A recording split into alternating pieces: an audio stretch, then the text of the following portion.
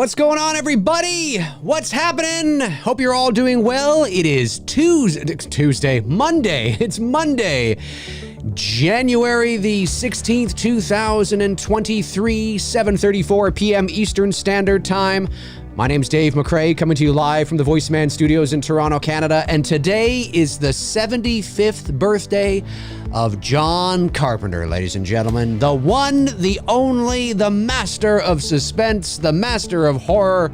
All these guys have had these names. These names circulate a lot. And I think Wes Craven is the master. No. Wes Craven's the master of this, and John Carpenter's the master of this, and that becomes a semantics issue. Nonetheless, John Carpenter. You know him, you love him. It's his 75th birthday today, and I'm sure he is hunkered down in his home in Los Angeles, playing Xbox, watching basketball, and telling people to fuck off. That's just sort of, that's what he does, folks. It's what he does. Yeah, so I thought, you know what? Why not jump on and just kind of talk some John Carpenter today, and then, go over to the Q&A and take your questions and, whatever you guys want to talk about. I do have a poll up on my community section here on YouTube. It's what's your favorite John Carpenter movie? I think the choices were The Thing, Escape from New York, The Fog, Big Trouble in Little China, and Halloween. But if your favorite is not on the list, then just kind of comment below and let me know. So pretty cool indeed. So I went over to Rotten Tomatoes because I was curious. And they have all 18 of John Carpenter's movies. And there's supposed to be an order of the tomato meter, worst to best. And there's a couple in there that don't follow the order. Like it follows the order, and then there's one that's above where it should be, and then there's a couple of spots like, I don't know why. Maybe somebody more familiar with this would know why, or if maybe it's a mistake. I don't know. I have no idea. But anyway, I thought this would be cool to kind of go through and just kind of yeah, let's check this out. Let's check this out. John Carpenter, the man, the myth, the legend. You know him, you love him. 75 years old today, ladies and gentlemen. Amazing. All John Carpenter movies ranked by Tomato Meter. Okay, well then why are a couple of them in the wrong order? I have no idea. But anyway, that obviously talks about John Carpenter. We know all about his history and his USC history and Dark Star and all that kind of jazz. Anyway, here we go. Okay, the worst on the tomato meter, ladies and gentlemen, is John Carpenter's Ghosts of Mars. The critics' consensus is John, and do you agree with this? Maybe you agree with it. Maybe you don't. Maybe Ghosts of Mars is one of your favorites. We're going to go through these. And then if you're watching after the fact, comment below and let me know if you agree with some of these. All right, here we go. John Carpenter's Ghost of Mars is the worst according to Rotten Tomatoes. I don't care about Rotten Tomatoes. I'm not asking you to care. This is just the first list that popped up, and I thought, well, this is kind of cool. Let's go through this. Maybe you agree, maybe you don't. The critics' consensus is John Carpenter's Ghost of Mars is not one of Carpenter's better movies, filled as it is with bad dialogue, bad acting, confusing flashbacks, and scenes that are more campy than scary. You agree? I don't know. It's the worst one on the list at 23% on the tomato meter. Tomato, potato. Who says potato? Maybe somebody does. Village of the Damned, number 17, is next on the list with 30%. Now, here's the thing. Village of the Damned is actually a guilty pleasure. It's actually a guilty pleasure of mine. Now, I haven't seen it in a while. I do have it on DVD. Has it been released on Blu-ray? I have no idea. But I actually kind of like Village of the Damned. I do. Of course, it's got Superman himself, Christopher Reeves. It's got Kirstie Alley. Rest in peace. She died about a month or so ago. And but it's not great, but there's something about the movie that I remember watching it as like a 14 or 15-year-old kid and actually kind of really digging it.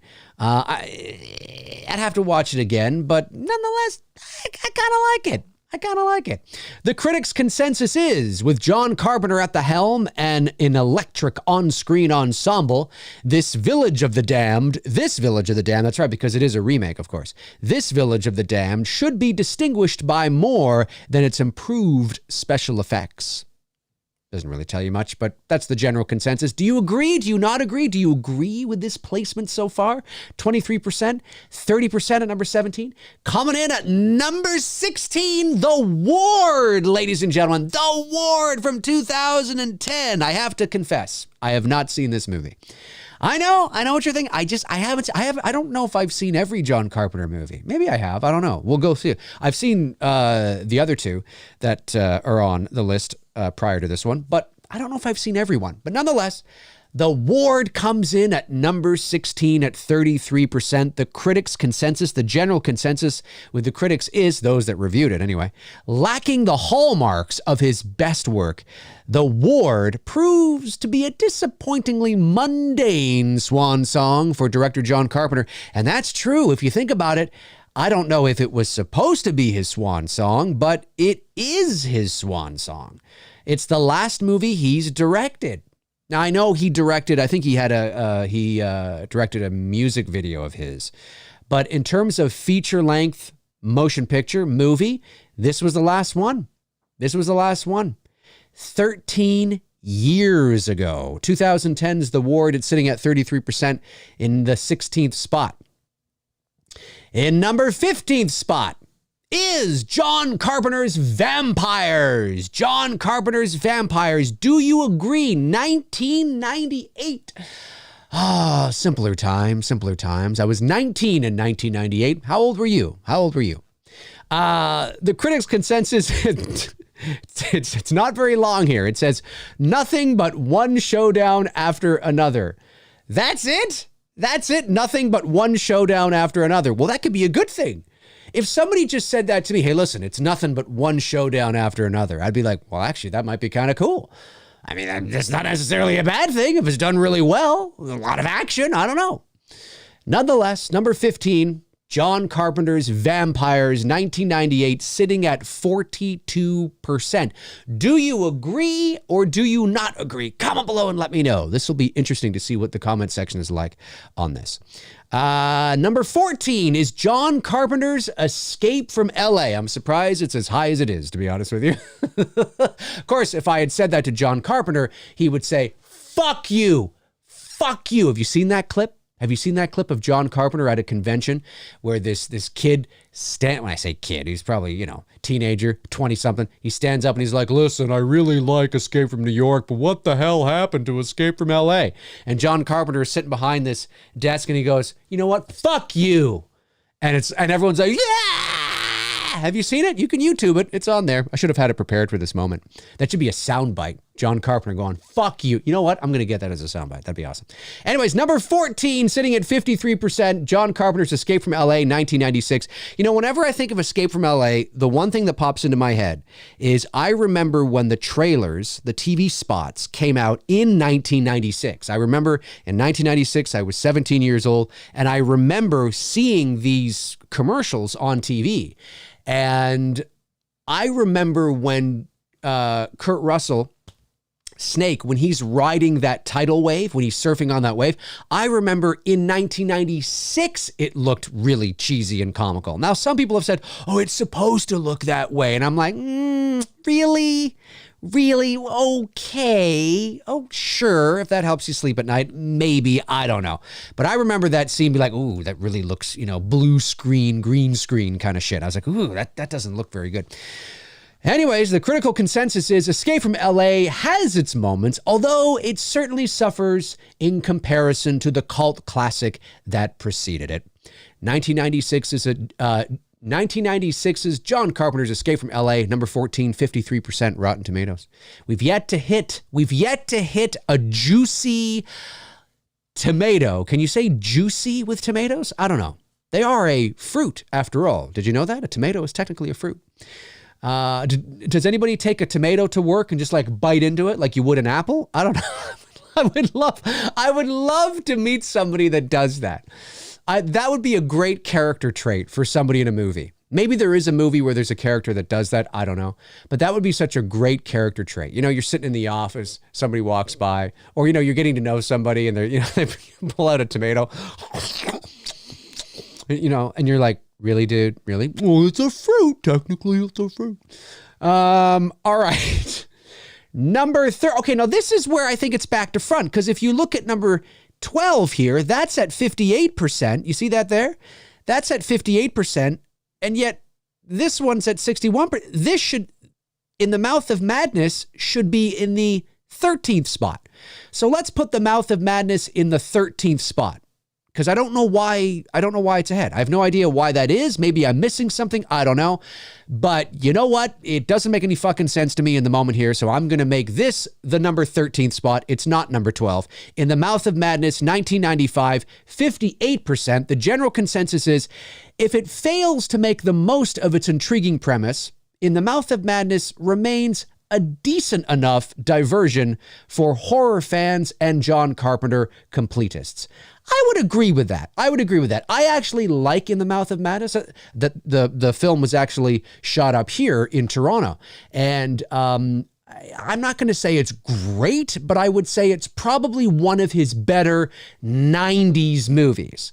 For sure. When it comes to his 90s movies, it's one of the better ones. We'll just say that. And it's sitting in the 13th spot. It should be here. I don't know why it's back to front. I have no idea. Oh, some people have said it changed. Maybe. I don't know. Maybe it has. I mean, I would assume that this is like, because this is Rotten Tomatoes website, I would assume that things update in real time. I would assume. I don't know. Yeah, maybe things have changed now. Maybe they have. I have no idea. Anyway, number 12 would be Prince of Darkness, 1987. The general consensus is Prince of Darkness has a handful of chillingly clever ideas, but they aren't enough to put John Carpenter's return to horror at the same level as his classic earlier outings. I would tend to agree with that. 61% Rotten Tomatoes, finally getting to our juicy fruit of a tomato at 61%. But that would be number 12. That wouldn't be 13. Yeah, I don't know why they're like that. I have no idea. Anyway, there's another one that's kind of like that too. So this would be, yeah, we'd be going to 11 now. Body Bags, 1993. Yes, 1993, Body Bags. The general consensus, there is no general consensus, but it's at number 11. Christine at number 10. Oh, wait, is it number 10? Hang on, I think there's another one here that's got a... Maybe it's back. Yeah, it's back there. I don't know what the fuck happened there. Anyway, so we go Christine at number 10 at 69% on Rotten Tomatoes from 1983. This is definitely a beloved John Carpenter classic, no doubt about it. Maybe I'm screwing up the order now here. I have no idea. But anyway, a beloved classic, no doubt about it. The general consensus is the cracks are starting to show in John Carpenter's directorial instincts, but Christine is nonetheless silly, zippy fun. Yeah, I mean, yeah, it's good. I mean, as far as, again, it's one of his better 80s horror movies. I think his earlier stuff is better than his later stuff in the 80s. That's just me, but nonetheless. And then we get down to number 9. Oh, wait, no, actually, number 9 is actually going to be Big Trouble in Little China because as you can see, again, 74%. Why is this 74 above Dark Star 77? I guess maybe because it's got the, I know why. Maybe because it's got the certified fresh. It's got the certified fresh tomato, whereas this one doesn't. In order for a tomato to, a film to be certified fresh, I believe 75% of, or at least half of the top critics have to give it a top rating or something to that effect. So maybe that's affecting it. I have no idea, but you know what? The number is still lower, so we're gonna put Big Trouble in Little China actually in the number 9 spot would be Big Trouble in Little China, and that's from 1986, and the general consensus is brimming with energy and packed with humor. Big Trouble in Little China distills kung fu B-movies as affectionately as it subverts them. This is definitely a favorite of a lot of John Carpenter fans. I have to admit, it's taken a while for this to grow on me. I wasn't a huge fan of this movie when I first saw it. I thought it was okay, it was watchable, but the more I've watched it over the years, the more I've warmed up to it. And I think that's largely because of Kurt Russell. I'm a big Kurt Russell fan, and I think maybe that's why. But I wouldn't necessarily say for me, it's one of my favorites, but it's not one of my, it's kind of in the middle of the pack for me. But nonetheless, that would be number 9, even though it says number 7. So then we would go to number 8, which would be The Fog from 1980. This does not get enough love, ladies and gentlemen. This does not get enough love. This is a movie that I very rarely hear people talking about when it comes to John Carpenter. I don't know why. You hear Halloween, of course. You hear The Thing, Escape from L.A., Big Trouble in Little China, Prince of Darkness, They Live.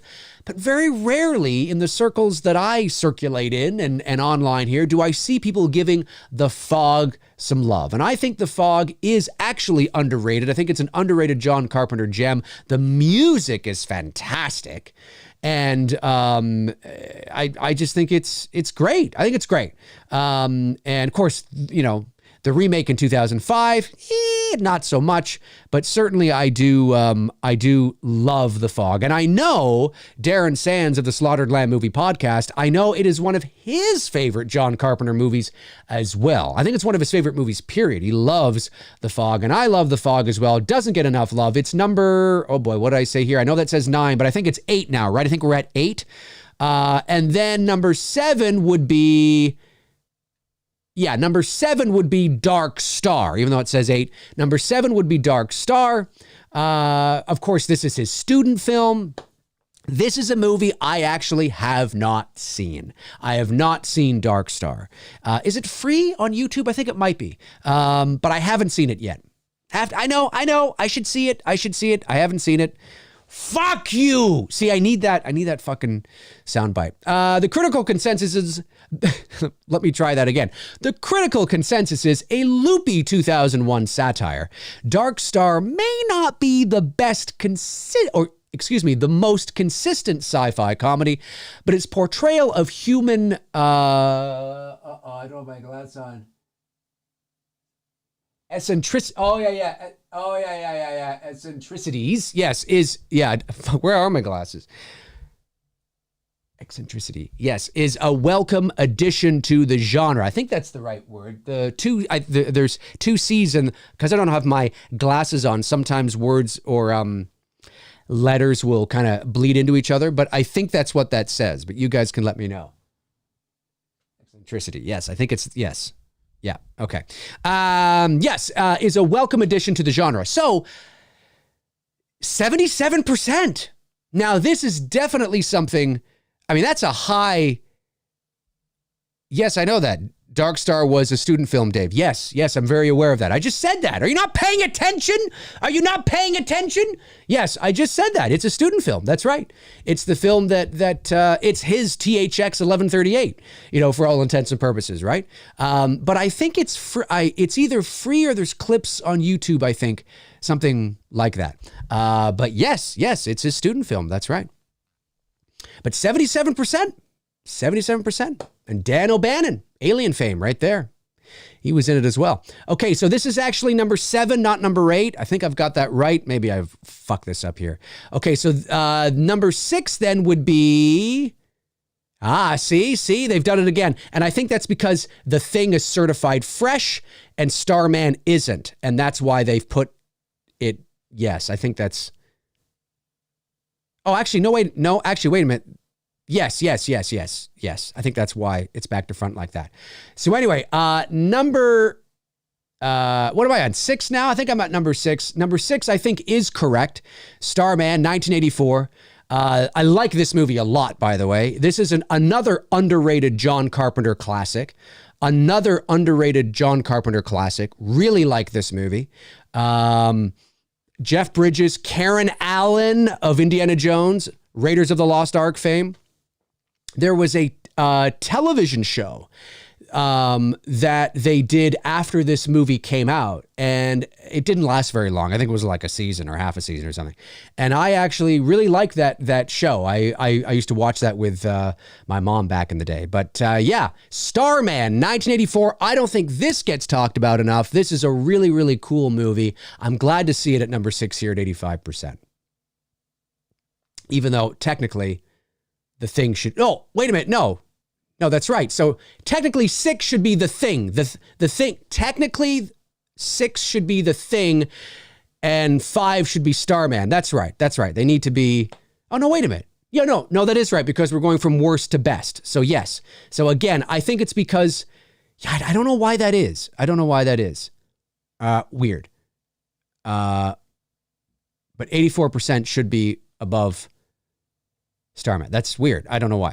Nonetheless, okay, so 6 should be the thing. So let's go down to the thing. I'm really sorry for those of you that are just tuning in live. For whatever reason, there's got a few on this list that are kind of out of order. I don't know why. I'm sure it has something to do with how Rotten Tomatoes rates things, but nonetheless. So number 6 should be The Thing. 1982's The Thing, arguably a lot of people's favorites. They consider this a classic. The general consensus is grimmer and more terrifying than the 1950s take. John Carpenter's The Thing is a tense sci-fi thriller.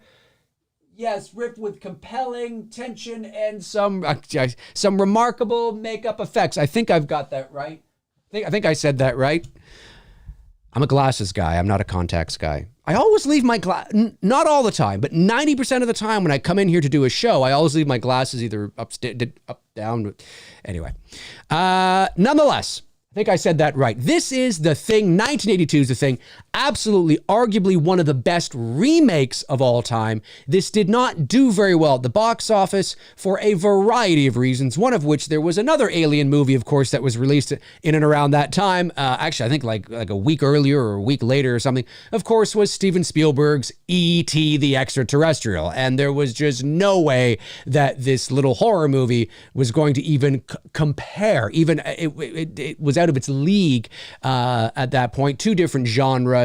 Steven Spielberg, the Titan. I mean, this is Spielberg in his prime. He is just becoming that heavily influential Hollywood individual. And E.T. became the highest grossing movie in history at that time, becoming a cultural phenomenon. I mean, it was just, it was an unfair fight. It was an unfair fight. But in subsequent rewatches over the years, in think pieces and in retrospect, looking back at it, people have come around and they recognize the mastery that is The Thing, and it is a great film. And I'm glad to see it at number 6, not number 5. Number 5 should be Starman. We've already talked about that, so let's reverse that order. 6 is The Thing, 5 is Starman, and then They Live. Yes, They Live. They Live from 1988. Certified fresh. At number 4 is They Live. The critical consensus is a politically subversive blend of horror and sci-fi. They Live is an underrated genre film from John Carpenter. I like They Live, but I have to admit, I like They Live. I'm not crazy. I think what is great about watching They Live is it's time. Yes, it's still a B movie. It's got that B movie, kind of independent vibe to it. But the premise is really good, and it's timeless, and it's arguably more relevant today than it's ever been. I mean, since the dawn of man, we have not trusted our governments, or, there's been conspiracy theories, and obviously not since the dawn of man, but you know what I'm saying, right? For decades now, there's always been, this mistrust, distrust in authority, and, whether it's the government or agencies or businesses, and, and secret societies and manipulation and the media and all that kind of stuff, right? I mean, just watch a news report. Try this. Sincerely try this. Turn on a news report from like the 70s or the 80s. Just go to YouTube and put in like, I don't know, NBC News 1975 or whatever. And just watch what the issues are. It's the same shit. It's the same fucking shit. It's like we haven't solved a damn fucking thing in 50 years. Now, obviously, it's not literally the same shit. Obviously, there's differences, but there's so much that just hasn't changed. We're still fighting and bickering and the Republicans and the Democrats and the liberals and the conservatives and nothing's changed. You know what I'm saying? It's the same shit, and the issues and what matters and all that kind of stuff. And in a lot of ways, it is always going to be the same stuff because we're humans. So the most important things to us is always going to be education and healthcare and food and all that kind of stuff, right? But anyway, They Live is timeless in a sense that I think obviously the production value looks older now, but it's one of those movies that I think even in another 30 years, you're going to be able to watch They Live and go, yep, still don't trust those fuckers. Do you know what I mean? So it's kind of got that timeless kind of thing to it a little bit, which is kind of cool. And boy, is it ever relevant now, 100%. So that's number 4. Number 3, I think the rest are in proper order. Number 3 is Escape from New York, 1981, ladies and gentlemen. Did I read the... Yes, I did read that. Okay, the critics' consensus, the general consensus for 1981's Escape from New York is featuring an atmospherically mood and atmosphere. Featuring an atmospherically grimy, futuristic metropolis, Escape from New York is a strange, entertaining jumble of thrilling action and oddball weirdness. God, these sound like Netflix fucking synopsises. This is a Carpenter classic. Of course, I believe it was also co-written by Nick Castle, Michael Myers, the Shape himself. I believe Dick Warlock did some... Dick Warlock for many years was Kurt Russell's stunt double. So you got Michael Myers from Halloween 2 as the stunt double for Kurt Russell. You've got Michael Myers from Halloween, Nick Castle himself co-writing this shit. It's kind of a hell. You got some Michael Myers representing. You know what I'm saying? But Escape from New York, is sitting at 86% on Rotten Tomatoes. It's in the number 3 spot. Escape from New York, 1981. This is far superior than Escape from LA. Fuck you, as John Carpenter would say. All right, number 2 is, now these are tied at 96%, Halloween and Assault on Precinct 13. Now, they may have put Halloween above Assault on Precinct 13 in the list, just maybe because that's just happened, that just is the way it is, or maybe because there are more reviewers that reviewed Assault on Precinct 13 than Halloween, or because as you can see, both are certified fresh, maybe more top critics have reviewed Assault on Precinct 13 than Halloween. I have no idea. I haven't looked this deep into it, guys. I'm just shooting from the hip here. But anyway, nonetheless, they're basically tied for number 1. They're basically tied for number 1 is what this is. So tied for number 1, or you could say tied for number 2. Tied for number 1. Halloween 1978 at 96%, and Assault on Precinct 13, which of course was his first movie after Dark Star, also at 96%. The general consensus for Halloween is scary, suspenseful, and viscerally thrilling. Halloween set the standard of modern horror films. And of course, Assault on Precinct 13, John Carpenter was not afraid to shoot a little girl. Do you remember that scene? I think it was that movie, right? It was that movie, right? Yeah. Yeah, it was Assault on Precinct 13. He fucking he shot a child. And it was the older sister of Kyle Richards who plays Lindsay in Halloween. Did you know that? I bet you did not. You see, you learn something new every day when you come to Dave McRae. No, you guys knew that. Watch, I'm completely wrong. I don't even have the right movie. I'm pretty sure it's Assault on Precinct 13. Anyways, the general consensus is lean, taut, and compellingly gritty. John Carpenter's loose update of Rio Bravo. That's right. It is based on that. Ranks as a cult action classic and one of the filmmaker's best. It's also got a great theme. Boom, boom, boom, boom, boom. Boom, boom, boom, boom, boom, boom, boom, boom. Fucking love that shit too. So there you have it, folks. There are all 18 of John Carpenter's movies. Hopefully when it came to the moments where I had to reverse the movies because it just didn't make any sense to me why one movie was rated higher but it was lower and one was lower but it was higher. There's probably a perfectly reasonable explanation for it, but just for the sake of simplifying things, hopefully you were able to follow along and I didn't get too confusing there. But there they are. Do you agree with any of this? Do you agree with this order? Do you agree with it? Maybe, guys, maybe John Carpenter's Ghosts of Mars, it's sitting at 23%. Maybe it's your favorite. You fucking love it, and it's okay. I want you to know it's okay. It's okay to love it. It's okay to love what I hate or hate what I love. Listen, you know me. I'm an unabashed Avatar fan. I fucking love Avatar. Love it. I love it. Do I care that you don't? No, I don't. See, that's how you know I'm always going to tell you the truth with how I feel, because I'm not afraid to say that I like a movie that may not be the fandom popular thing to say. Although there are a lot of people out there that do like Avatar too. But I love it. It's great. You know what I'm saying? I love Melissa McCarthy. I think she's hilarious. Now, she's made some movies that are not that funny, but I think when she's on, she's great. I think she's great. You know how she gets a lot of hate from people. I love Melissa McCarthy. She's great. Anyway, I just want to let you know that.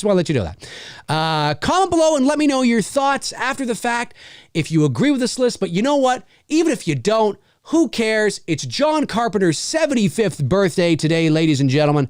Happy 75 years around the sun.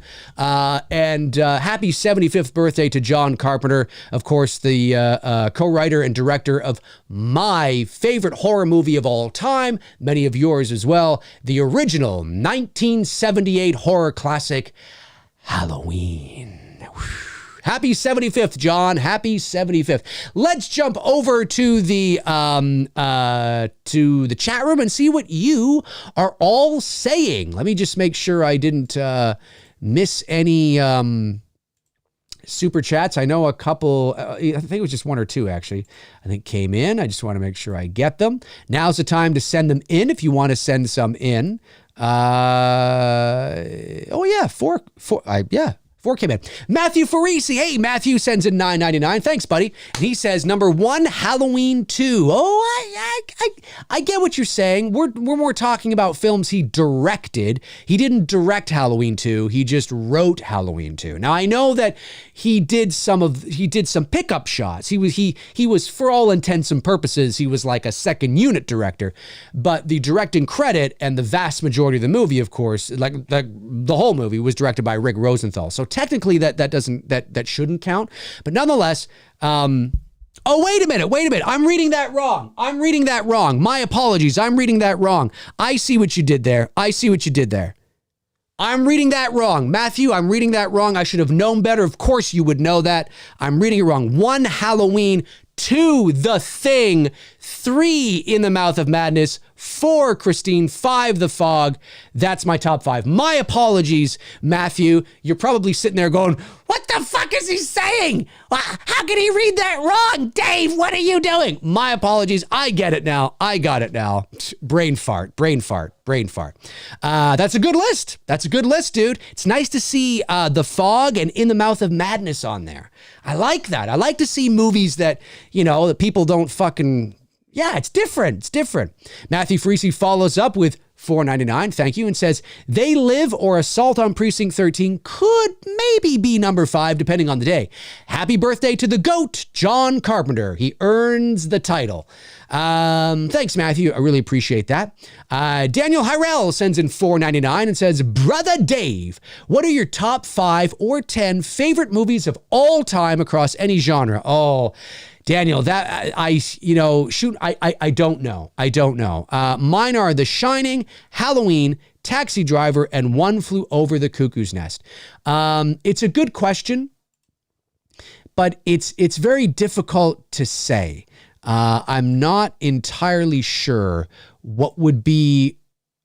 I don't know. I mean, I can tell you some of my favorite movies, so some of my favorite movies are in no particular order, would be like The Shawshank Redemption, The Green Mile, Halloween, Jaws, The Others,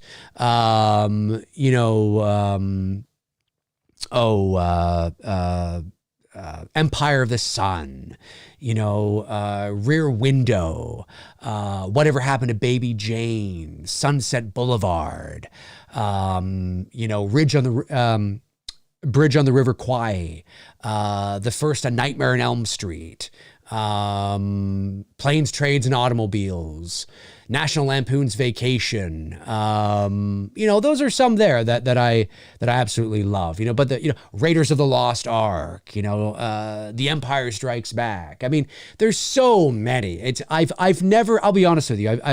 The only time I've ever played around with trying to figure out what a top 5 or 10 is here on the channel. I don't do it with friends. I don't do it online or on some sort of forum. I've never done it, so I've never really been forced to think about it. It's hard because I think it changes. It changes depending on how I'm feeling. But those are some there. Those are some of my favorite films, though, for sure.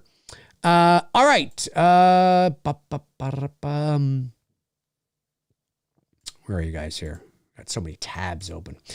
Simon Mills sends in £10. Thank you, Simon. It says, my top 5 Carpenter films are 1, Halloween, 1, Halloween 2. No, I'm just kidding. I can't believe I made that mistake. 1, Halloween. I can see him now. What are you talking about, Dave? 1, Halloween, 2, The Thing, 3, The Fog, 4, In the Mouth of Madness, 5, Starman.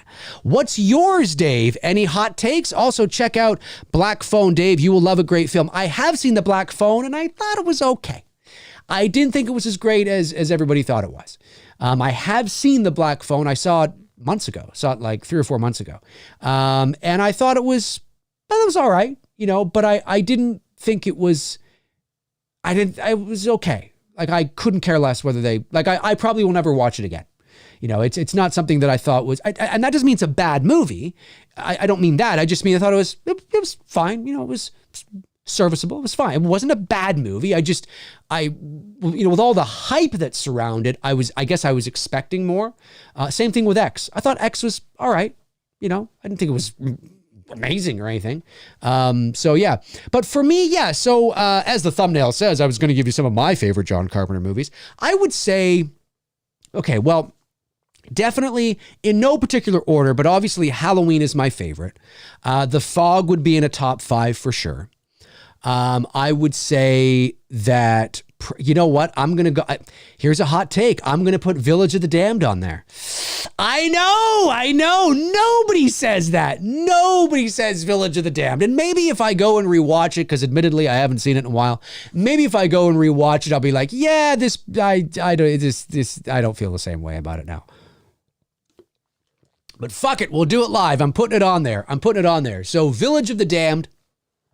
So we got Halloween, The Fog, Village of the Damned, The Thing, and I'm going to go maybe, let me just see here. I'm going to go, maybe Escape from New York. Or Assault on Precinct 13, I really like too. It's tough, man. It's tough. But yeah, Halloween, The Fog, The Thing.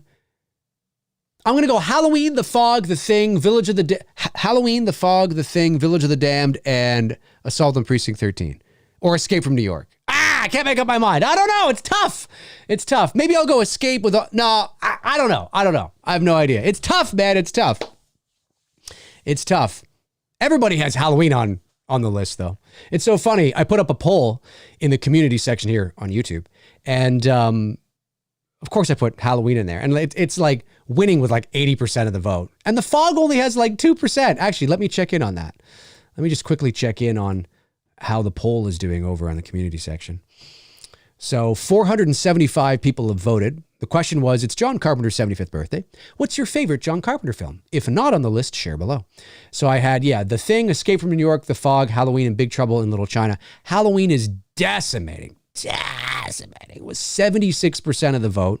Escape from New York only has 1%. The Thing has 18%. The Thing seems to be that movie that if it's not Halloween, The Thing is everybody's favorite. And it's not. I wouldn't put The Thing second. For me, I love The Thing. I think it's a great movie. But I think I would put The Fog second. Then The Thing. Then Escape from New York. And then maybe like Village of the Damned or Assault on Precinct 13 or something like that. Yeah, that's how I would kind of see it. But yeah, tell you, man, I'm telling you. All right. Static sends in $2, says, you see Final Destination Part 2? Oh my God, everybody dies. Years ago. I haven't seen it in years. But does everybody die? I don't remember. I'll take your word for it. Static follows up with another $2. Thank you, Static. Says, did you see When a Stranger Calls 2006 super good? I did, actually. Yes, I saw that movie in the theater when it came out. 2006, I would have been, 27, I guess. I went with Bruce, and we actually really... Now, again, I haven't seen the movie in a while, in a number of years. I do own it. But I actually remember liking that movie. I like the original When a Stranger Calls. I do. From 1979 with Carol King. I like the movie, but it's really only the first 15, 20 minutes that is... Do you know what I mean? And then the last 20 minutes when she's out at a restaurant with her husband, and it's years later. Is that at the very end, or is that... No, maybe that's... I can't remember now when that happens. But, she picks up the phone and says, have you checked the children? And she's like, oh my God, because it's years later. I thought the 2006 remake, as far as remakes go, I thought it was a solid remake of When a Stranger Calls. I thought it was fine. The only thing I didn't like was for the whole movie, you never see the stranger's face. You never see his face. Like vaguely, barely, but he's always in shadow. And then at the end of the movie, when he's finally apprehended and he's put in the back of the police car and the police car is driving away, the shot slows down and you see him through the window of the police car and you see his face. And I'm like, why? We don't need to see his face.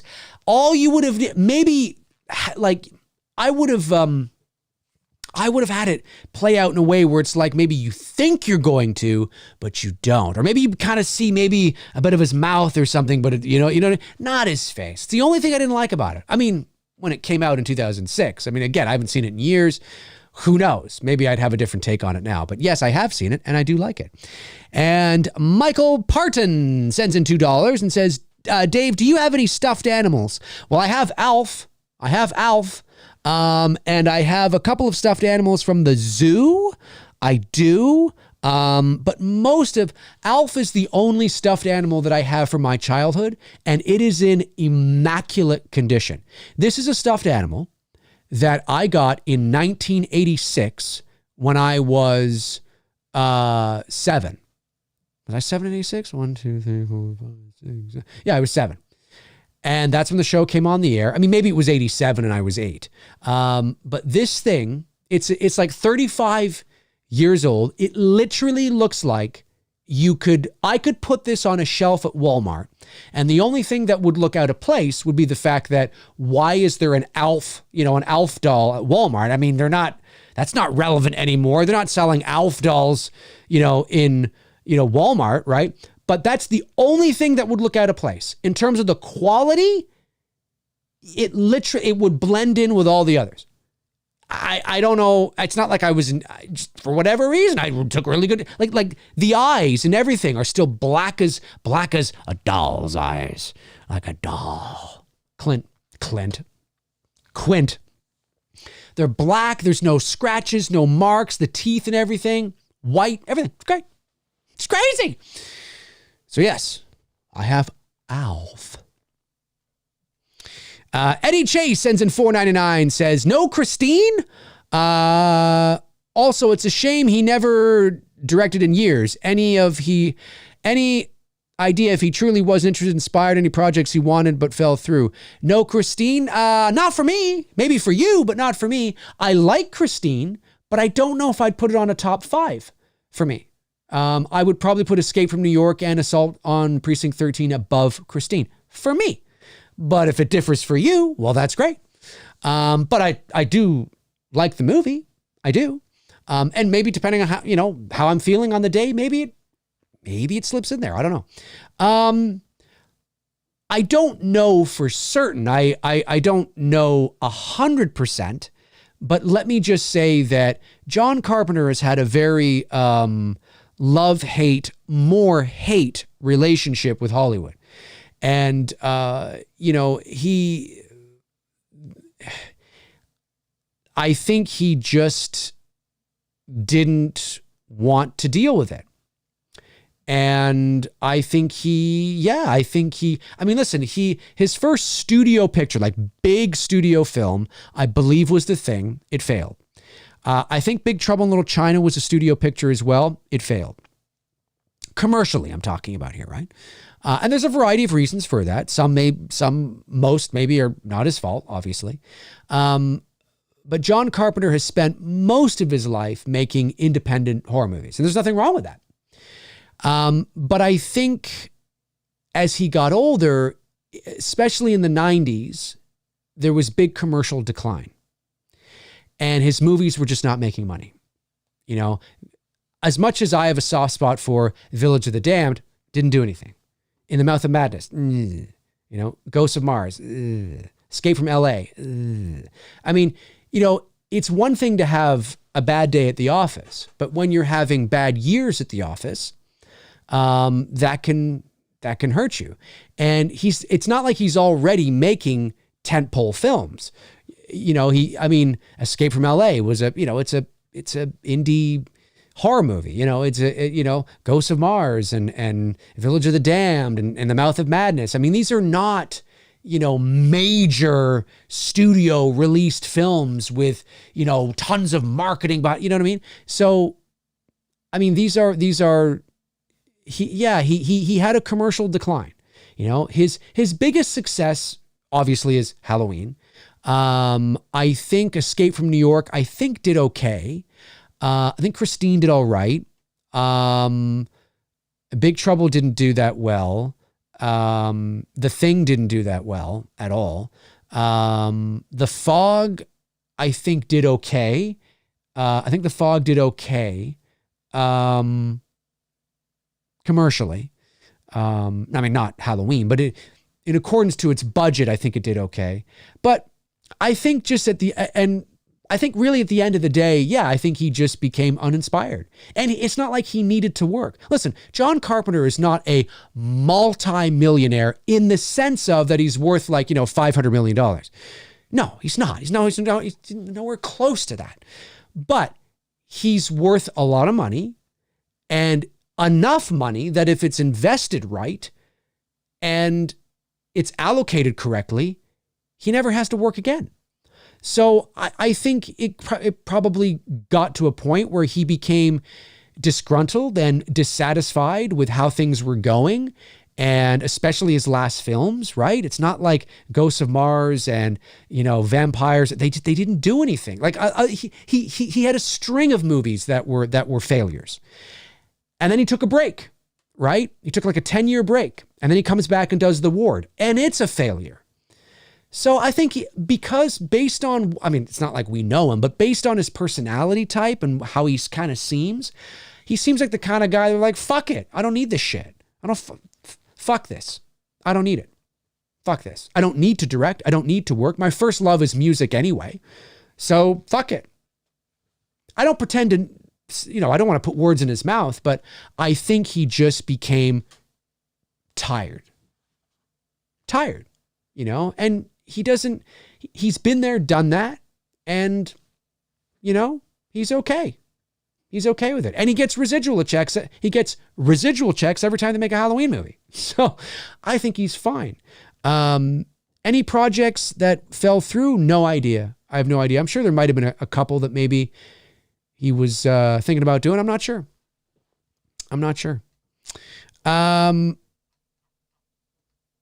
Brett Patrick sends in $1.99, says, Dave, did you enjoy Memoirs of an Invisible Man? Oh yeah, that movie. I didn't see that. You know what? I didn't see that movie on this list. Was that on this list? I didn't see it on this list. Fascinating that that's not on this list. So that should be 19. I don't see that movie on this list. That's weird. That's weird. I wonder why it's not on that list, on the list that I just did. Yeah, you're right. Memoirs of an Invisible Man with Chevy Chase. Chevy Chase is notoriously difficult to work with. And I think him and John Carpenter butted heads as well. I think Memoirs of an Invisible Man may have been Carpenter's last studio film. It may have been. But I stand to be corrected on that. But anyway, I have seen it, by the way. Yes, I have, but not in years. Let's see. Bobby Hall. Hey, Bobby, good to see you. Says, Dave, if you watched Halloween 78 with the sibling idea in mind, do you think Myers intended to find Laurie, or did he just recognize her on his doorstep? He seemed more interested in just going home. Well, if we're watching Halloween 78 with the sibling, if you introduce the sibling aspect into the story, then I think every choice that Myers makes, even though it's unsaid, you then have to believe that there's intention behind it, right? See, motivation is not introduced into the Halloween mythology until Halloween 2. There's no motivation. He has no motive. Motive is not introduced into the Halloween mythology until Halloween 2. There's a difference between motive and motivation. So motive is, that's why you'll always hear me say, Myers had no motive in the original movie. And people confuse motivation with motive all the time. And sometimes they like to play the semantics game and whatnot. When I talk about motive, I'm talking about that Myers is making conscious decisions because he's attacking these three women because it's premeditated. It's personal. It's not. It's random. Now, he has motivation. He's motivated to go after them, sure, but that's not motive, right? There is no reason why he's attacking Laurie, at least not consciously. Now, Deborah Hill has speculated that maybe Laurie, because of the way she looked and, the blonde hair, young, attractive, maybe subconsciously it reminded him of Judith, but he wouldn't be aware of that consciously. He wouldn't be thinking those things because it's very clear through the writing and through what Dr. Loomis says and all that the picture they're trying to paint of this character is that he's like, he doesn't understand right from wrong and good from evil and, up and down and, all that kind of stuff. It's more instinctual. It's like a predator, right? In that sense, like a cat. That's my interpretation of it. I think that's very clear, especially in the speech that Loomis says to Brackett. So if you were to introduce motive into the original Halloween, and it becomes clear for the audience that this is Laurie's sister, and we know that watching the movie, then everything Michael does then would have to be about that, right?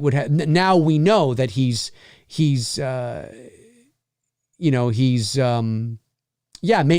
even though we didn't see it, maybe when Lori left the house that morning and her foster father's like, don't forget to drop the key off at the Myers house. I won't. Or come on by and look at the house. Maybe even though we don't see him, maybe Myers is, he's off in the corner and he hears that and he's like, oh, I'm going to go to the Myers house. So he goes to the Myers house, and he sees her and then he, you know what I mean? We would be led to believe that everything then is about that. And then that the reason why he doesn't just go and kill Lori right away is because, the movie obviously would be 10 minutes long. And so he goes and he kills her friends first to lure her across the street and all that kind of stuff. I don't necessarily, but however, you could make the argument, even though Halloween fans do like to argue against this, you could make the argument that had Lori never walked across the street, Michael would never have attacked her. You could make that argument because remember, he's not after Lori. He's after them all. He's after all of them, right? The first person he sees and he takes an interest in is Lori. So he follows her to the school and watching the school and all that kind of stuff. But then he sees Annie, right? And then he starts to follow Annie. So when Annie gets out of the car and walks over to the Wallace house, Myers doesn't go to the right to go to the Doyle house. He goes to the left to go to the Wallace house. Why? Well, because he's not after Lori specifically in this first movie, because they aren't siblings. Nobody knew there was going to be a sequel. That's not how it was written. It was never in the cards at all, ever. So he's just after them, right? So he's like, oh, I'm get out of the car. I'm going to go over here. He goes over, right? Terrorizes them, keeps it all in that house. If there is an argument to be made that if Lori had never walked across the street, it's possible that she would never have, but what lured her across the street obviously was the phone call and weird shit, Technically, Michael didn't lure her across the street. If you really think about it, it's not like he was doing anything to lure her. Him carrying Annie into the house is something that Tommy saw, but he wasn't doing that to be seen. It was just happenstance, right? It was Tommy happened to look out the window and see that. When is it Lori or Tommy that looks out the window? I think it's Lori does. When she looks out the window and she sees a light turn on and turn off. Well, it's not like he did that for her. He probably did that for something or whatever, or maybe we don't know what that was. Maybe as he's carrying somebody up the stairs or whatever, or dragging a body, I don't know, Bob's shoulder hit the light switch and it turned on and he's like, oh, fuck, and who knows, right? There's nothing that Myers does in that first movie that is luring her across the street. If you really think about it, right? If you really think about it, like specifically, and then you could say, well, why is the body displayed? He's doing it for somebody. Well, yeah, maybe he's doing it for the cops. Maybe he's doing it on the off chance that Lori comes over. There's no evidence to suggest that, I know, this is really hardcore Halloween nerdy shit. There's no evidence to suggest that the displaying of Annie and the tombstone was for Lori. It could have been for anybody who happens to find the body, right? You know what I mean? So yeah, I think to your question, Bobby, I think that yes, I think if we introduce that into the movie, then every decision he makes will be about that. We'll automatically go there because we already know that they're related, if you know what I mean. Anyways, that's a long roundabout way of getting to the answer. Eddie Chase sends in $4.99. Thanks, Eddie. Says, thoughts on Coppola's future epic Megalopolis. He's a master, but fear that too much time has passed. Great cast. Be nice for him to come back. Yeah, so I heard some shit's going down on that set. And I know that this is a passion project for him. And I'm really curious to see it. I want to see it. He's funding it with his own money. Like, he's spending his own money making this movie. Millions of dollars. So but I think like a lot of people have quit. Some people have been fired. Apparently it's like all hell has broken loose on the set. So, which from what I'm hearing and reading is kind of a pretty common thing to happen on a Coppola set. If you read about Francis Ford Coppola's sets, it's not the first set he's worked on where people have quit or been fired and he's had to rehire a stunt coordinator or, an editor or what have you. It's not the first time. So maybe he's just a bit of a dick. I don't know. I have no idea. I don't know. But I am excited to see it. I do want to see it. So yeah, he's up there now. He's got to be in his 80s. It'd be nice for him to have like one more sort of, big kind of thing. I'd agree with that. Harry Hagen, my man, says John Carpenter said Chevy Chase and Daryl Hannah treated him badly and were acting like children on the set of Memoirs of an Invisible Man. Not surprising. John Carpenter is a tough cookie, and he and then of course you get Chevy Chase, who, like I said, is notorious for that kind of shit, for shenanigans and him and Bill Murray used to get into it during the Saturday Night Live days. And I have no doubt in believing, as much as I love Chevy Chase as an actor in terms of his roles in Fletch and Cops and Robinsons, and of course the Vacation movies and Caddyshack.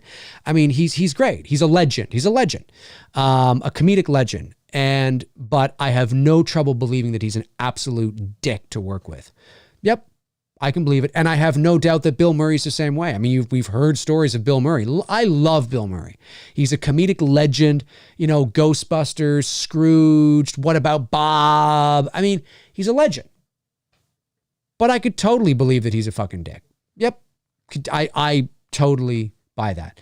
Now, it depends on who you are, right? You look at somebody like Richard Dreyfuss, who I also love.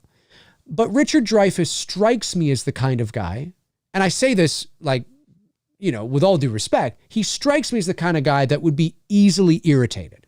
I don't mean that he's like his character in What About Bob, but just the kind of person he is. I've seen him in interviews and he just the way he is, He strikes me as the kind of guy that I could see him being I could see him being a guy that would be very easily irritated. And Bill Murray's the kind of guy that can pick up on that. You see, these people that people that know how to poke buttons are very good at reading people, and they know who they can poke buttons on and who they can't, right? And I think, I think just for whatever reason, people like Bill Murray and Chevy Chase are just two guys that, it depends on who you are. It depends on your personality, because I'm sure there are some people that they don't do that to, either because they like them too much or they know they can't get away with it. They know that I can't push this person's buttons, because they're either going to give it to me right back and tell me to fuck off, or they just are equally as good of dishing it right back to me.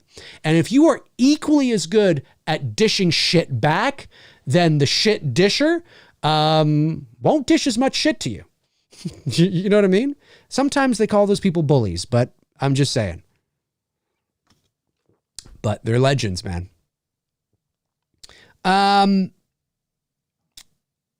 Cody Snyder. Hey, Cody, great to see you here. Says, if you go by the first movie alone, Michael is actually heroic. He's punishing these babysitters who have endangered children, like his sister did to him. He was going to leave Laurie alone until she left the children alone to come over and see what was up. That's an interesting way of looking at it, Cody. That is a very interesting way of looking at it. Very interesting way of looking at it indeed. Robert Thidov says, Dave, your thoughts on Sylvester Stallone being very bitter about the Creed films continuing? I don't know. Look, I think it's just a matter of Sylvester Stallone, even though he signed away his rights, essentially. And now, don't get me wrong, he's still getting checks every time these movies are made. He's made a fortune off of the Rocky and Rambo franchises. But I tend to believe Sly and this is a bit of a side note, or a separate thing, but it's, it's in the same ballpark. The issue he had with Irwin Winkler, right? The producer, and how they're not kind of talking right now, and how, there's that whole thing with the Rocky franchise. I think some people have, and listen, who knows, but I tend to believe Sly on this. He's come out and said, look, I don't care about getting the rights back to Rocky so I can continue to make a fortune. He says, I've already, he said, I've made my fortune. Like I'm fine. It's for my children. Like when I die, I would like my children to have, he wants to leave the Rocky franchise to his children, to his, 2 daughters. I think he only has 2 daughters, right? Does he have a son? Well, yeah, no, he did have a son who sadly passed away, but does he have another son? I'm not sure. But he's got 2 daughters. Maybe he has another kid. I can't remember. But anyway, he wants to leave it to them. And I can understand that. I mean, listen, that's a world that I probably will never, ever be a part of in terms of having that kind of money and being able to live in the Hollywood Hills in a gigantic mansion and where I'm actually... Do you know what I mean? Like, I mean, that's sort of out of all of our sort of imaginations, but the principle is still the same, right? Because you think about things on a smaller scale with things that, we want to leave to our children or I mean, I don't have any kids, but you know what I mean, right? We want to leave, I want to leave, the cottage to my kids, or, I want to leave, the home to my kids, or, whatever it is, right? It's the principle is the same. So I think he recognizes that he's getting older. Obviously, he's like 70, what is he? 76, 77. He's up there now. He's knocking on 80. He looks good for his age, but he's knocking on 80. And I think he thinks that, if there's a way that I can get the rights back or renegotiate something a bit or something, I want to leave something of Rocky to my kids. Because, when Rocky dies, when Sly dies, it's not like the residual, the negotiate, at least I don't think anyway. I mean, somebody can correct me if I'm wrong, but the contract that he negotiated for him doesn't then go on to his daughters. Right. So there needs to be so he's trying to, get it back essentially, but he negotiated that way back in the day. He was able to get it made, but I think some people have thought that it's for him. I mean, obviously, sure. But I do believe him when he says, I want to leave it to my girls so they have something of real fortune that they can, have a say in, a say of how the character is handled, whether they remake Rocky, whether they, whatever it is, right? They can have a say because they know their father best, and the best interest of the character and all that kind of stuff. And Rocky, out of any character that Sly has ever made, Rocky is the most personal to him. It's the most personal. Because it is him. When you look at Sylvester Stallone's story and where he came from and his upbringing and his rags to riches tale and how he had to sell his dog just to feed himself. And then he bought his dog back, which was nice. But he is Rocky. He is Rocky. So Rocky is very personal to Sly. So I can certainly see why he may want to give that to his daughters so that if they ever do remake Rocky or whatever they do, his daughters go, hang on a sec. We know our dad here. You can't turn Rocky into this. You can't do that. You're going to make him this now? No. We can't lose the DNA and the integrity of the Rocky character, right? And so from that perspective, I understand. I get it. Unfortunately, I don't know if it's going to happen. Now with the Creed stuff, I think it's kind of in the same ballpark. Maybe the Rocky stuff recently has, but you know what? I don't want to see Sly in Creed. Rocky's story is done. It should have been done after Rocky Balboa. It should have been done after that. It was a great ending because it's always been about him and Adrian, and it was a great ending, and that's it. But then at the end of Creed 2, he goes home to his son. Okay, second best Okay. I don't need to see Rocky anymore. He doesn't need to be there as the Mickey character. No, he was there in Creed 1 and 2 as the Mickey character. Done. We can just assume that he's off, retired, soaking in the sun with his son and his grandchildren. Great. That's it.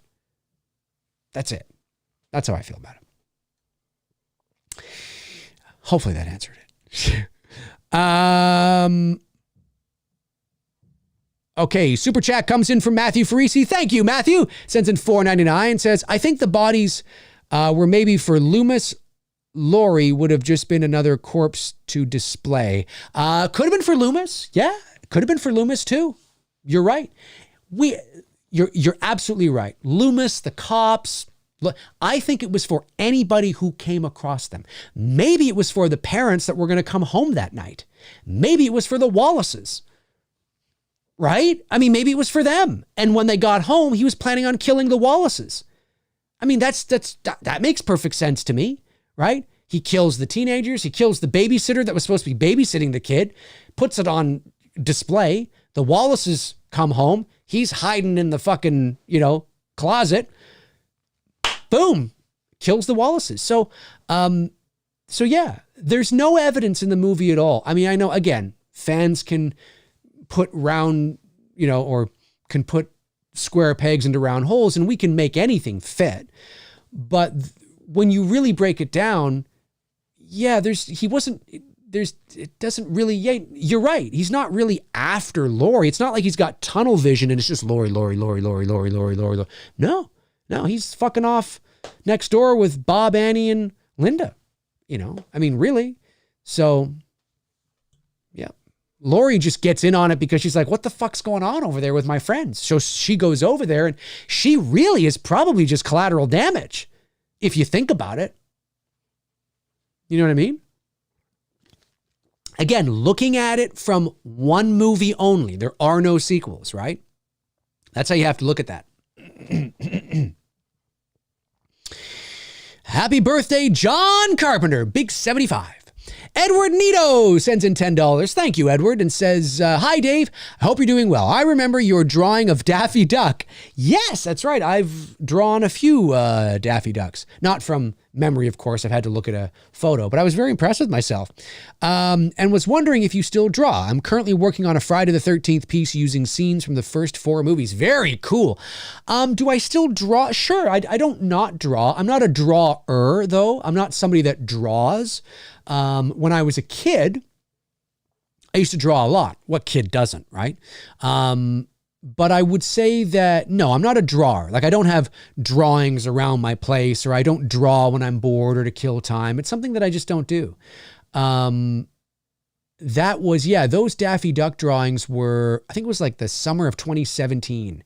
And I think I had, I don't know why I decided to do that. I think I just, I think it was because myself and my girlfriend were watching the Looney Tunes show, which is a show from 2011, I believe, and it's hilarious. And it's like if the Looney Tunes was like a sitcom, and Daffy and Bugs live together, and it's about the shenanigans they get into, and it's fucking great. It's hilarious. If you love Looney Tunes, you'll love this. It's hilarious. So I think we were watching that at that time, and I just got into this because Daffy Duck's my favorite Looney Tune. So I got into this sort of Daffy Duck mode and I was drawing. But no, I'm not a drawer by any stretch of the imagination. So, but that's awesome, man. Good luck with it. Good luck with it. That sounds really cool. Okay, I think I got all the super chats so far. Let's see here. Richard Pereira. Is that how you say that? Pereira? I think that's it. Says, hey, Dave, do you think we will see a Halloween series? I don't know, man. I don't know. I'm kind of hoping so. I think Malika Cod may be paying close attention to Crystal Lake and what happens with Crystal Lake. We're getting a Friday the 13th series. So, and we're getting it this year. I believe they start shooting soon. And of course, it's been announced recently that Adrian King is coming back to the series to play a reoccurring role. Now, obviously, this is not to play Alice, because if you think about it, she's dead, right? Alice is dead. So, and Adrienne King, of course, is, 40 years older. So I don't think she'd be coming back to play Adrienne King unless they figure out some cool, weird way to do that.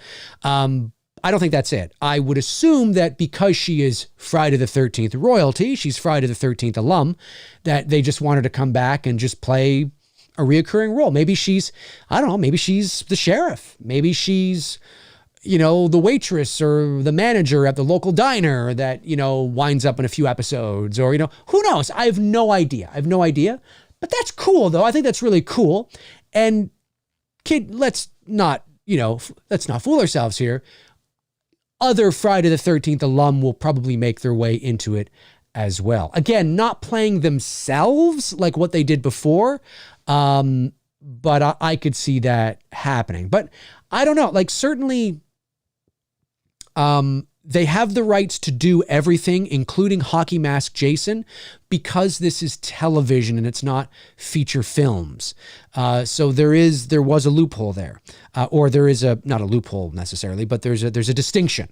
So I don't think, although I could be wrong, I don't think this is connected to the film series. So I could be wrong, but I think what they're going to do is go back to, the beginning, tell the story of Pamela and Jason, work up to, tell all that, right? And work up to Jason and the drowning and that kind of stuff, and tell the story, but in series format. And maybe you'll have some old school Friday the 13th alum in there, like a Corey Feldman or a Adrienne King or, what have you. But they'd be playing different roles. I have no idea. But I think that, if this series is huge, because it's also on Peacock, although I don't know if Malik Akkad will want to work with Universal ever again, but that being said, he's going to be watching for sure. Interesting. Wow. That Crystal Lake series is fucking great. And it's real. Wow. It's got critical acclaim, certified fresh. Fans love it. It's really good. Got picked up for a second season like that. What could we do something here with Michael and Halloween or a Halloween anthology series, or who knows? I would be very surprised if we don't see a Halloween series, because to just reboot Halloween in theatrical format again what? Again? Like talking about beating the fuck out of a dead horse, right? It makes sense. Now, Season of the Witch, I could see that being explored as a possible theatrical sort of release, maybe, although that feels more like a streaming movie even then. But I think Malik is thinking about series. I do. And I think he's going to be watching this very closely. Because you don't want to beat a dead horse. You don't want to, you want to let things marinate. Halloween Ends just ended. It was divisive. Even Halloween Kills was divisive. So you know what? Let's let it breathe. Let's let people miss it, right? And then maybe let's see how Crystal Lake does, and maybe we start exploring things in a couple years. Who knows? I don't know. But yeah, I think that's entirely possible. I have no evidence to suggest that's what Malik is doing. I'm just thinking about, logic here, and maybe he'd do that. I have no idea. Whoa, a very generous super chat of $10 million. No, I'm just kidding. But nonetheless, a very generous super chat of $99.99 just came in from Jacob33 Film Guy. Thank you so much, man. Really appreciate you supporting the channel on that level. That's really cool, dude. Like, honestly, that's amazing. Thank you so much.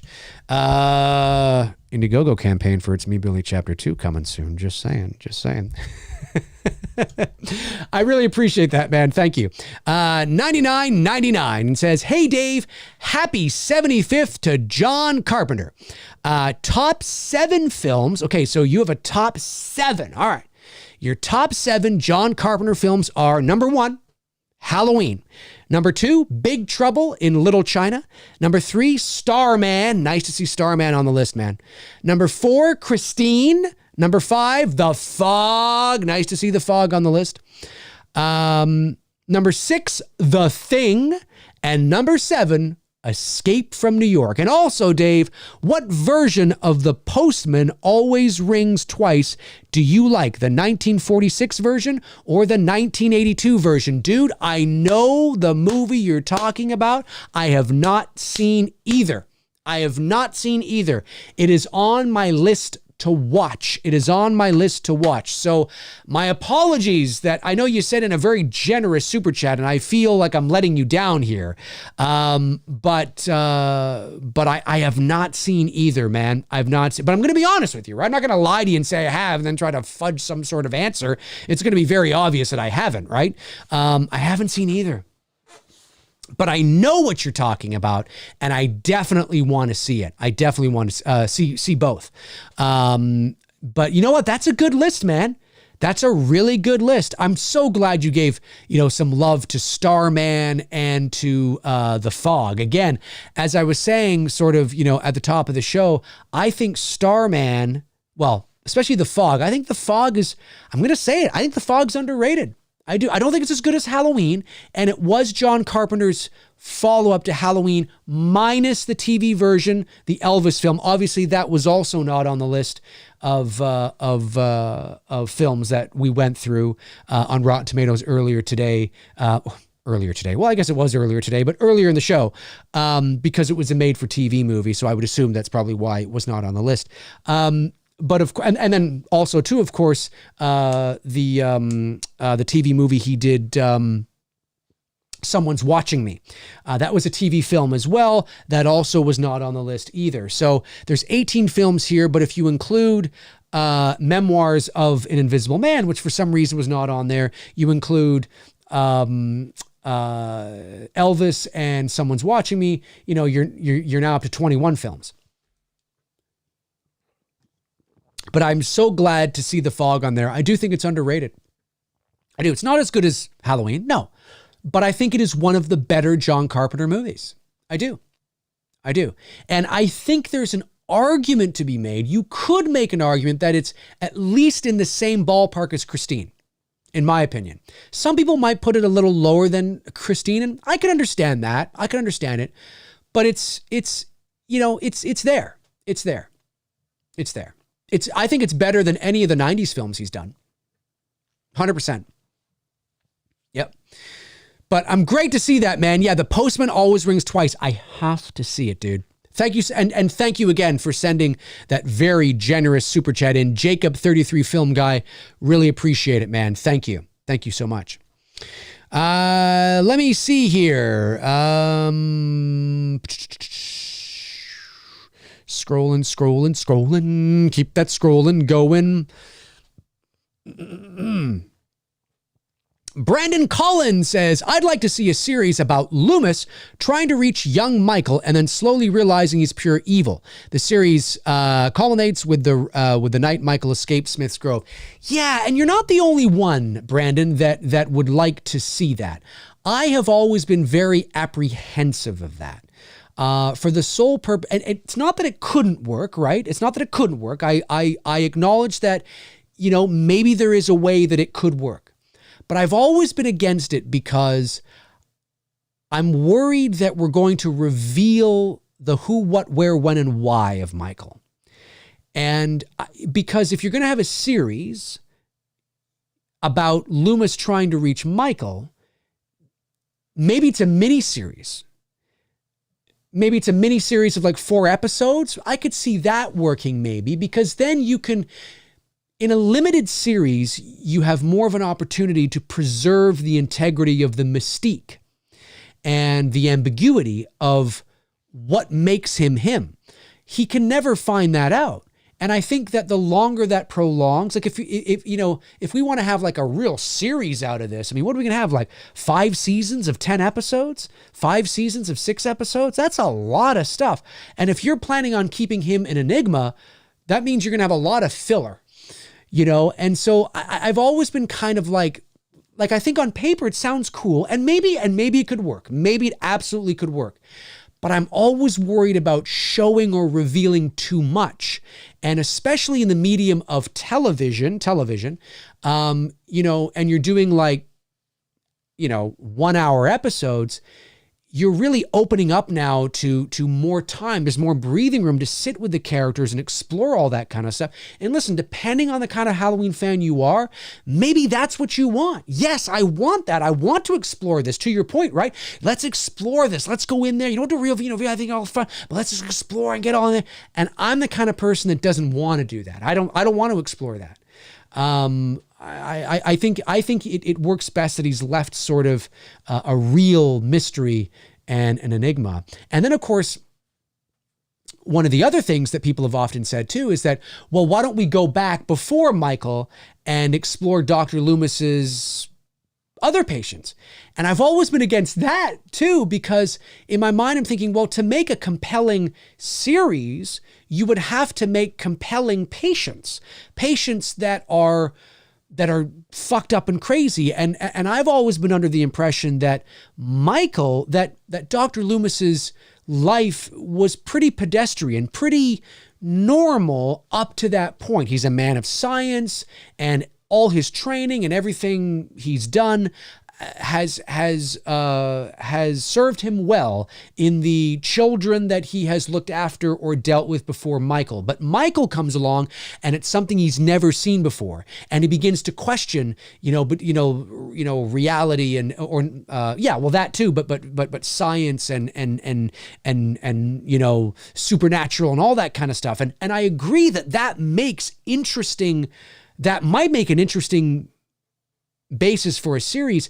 I just don't know how long we could go on with that, because eventually, again, the longer you go on, you don't want to just be making the same shows over and over again. You're going to want to reveal, that kind of stuff. And I just, maybe a limited series, maybe something like that, like a 4-episode part or something. Maybe like what's that one there that, Midnight Mass, maybe something like that, where it's like a limited run or something. Yeah, maybe.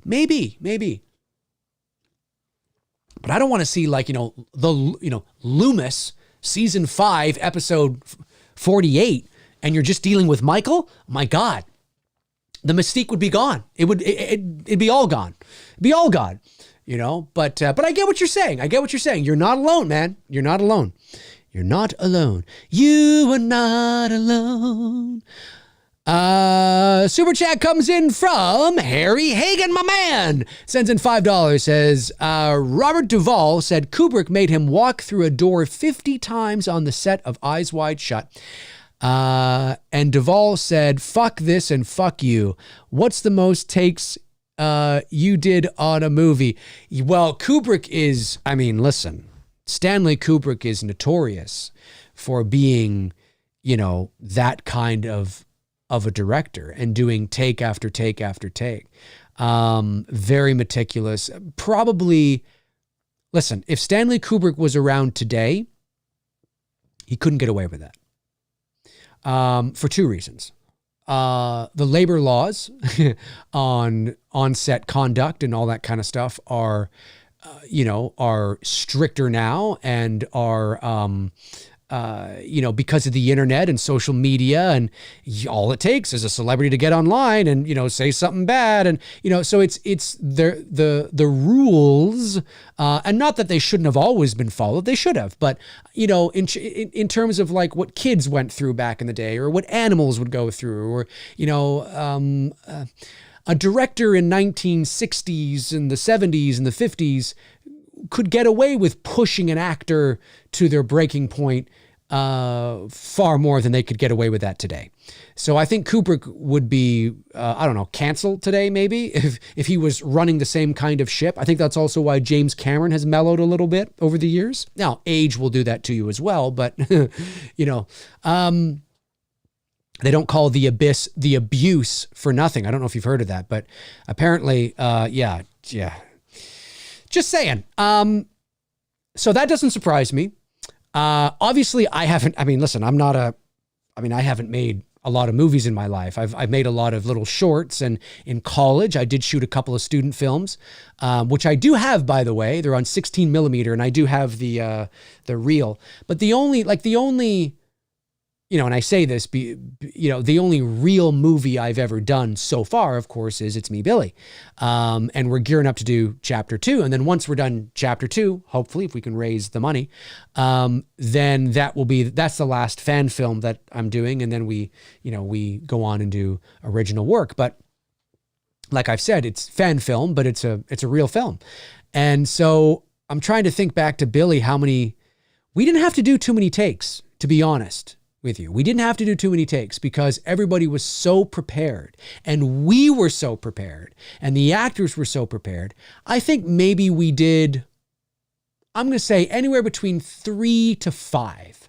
I'll say between 3 and 5 takes of any one scene, maybe. Like maybe the porch scene when Emma walks out to meet her, the dialogue. I think there might have been 3 or 4 takes there. But listen,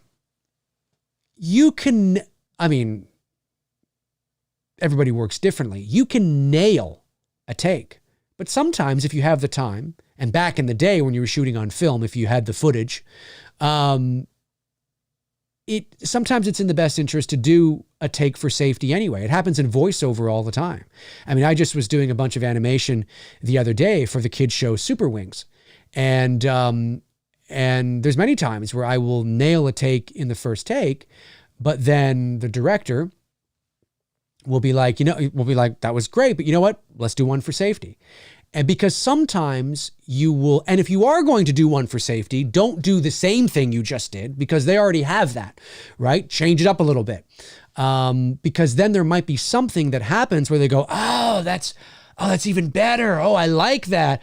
Or they might be able to mix and match it. Maybe they really like the first part of your take, but they like the second part of your second take better.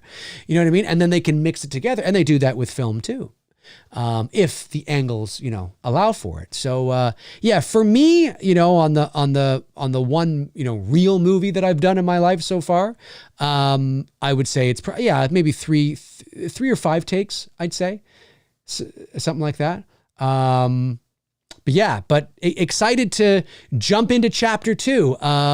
Exciting news is coming very soon, by the way, in terms of where we are in the production.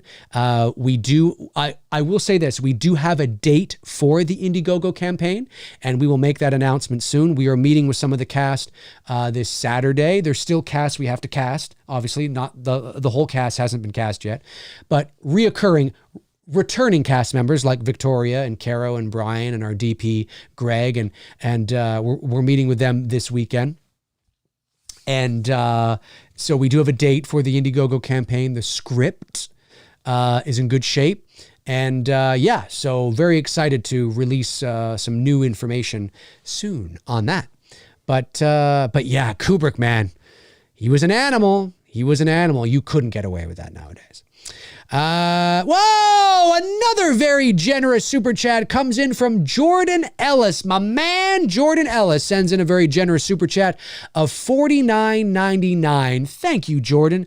I really appreciate that, man. Very generous. Both you and Jacob, 33 Film Guy. Really appreciate the love. Says, much love, Dave. Thank you for everything. Well, thank you for tuning in. I mean, listen, I know it sounds like a cliche, but like I said, I always say, if you guys weren't here, I wouldn't be sitting here talking to myself, although I could do that. And I could do it very convincingly. So stoked for Dylan's new Nightmare. Yes, and seeing your interpretation as Freddy. What was it like being able to work with Miko Hughes on the unofficial sequel to Wes Craven's new Nightmare? It was great. Miko's an awesome dude. We got along really well. And of course, we spent the week together because, we stayed at the same Airbnb. A lot of us did. And we would hang out and just chat about, life, our careers, the movie, all that kind of stuff. It was a lot of fun. He's a really, really nice guy. And it was great. It was great to work with him.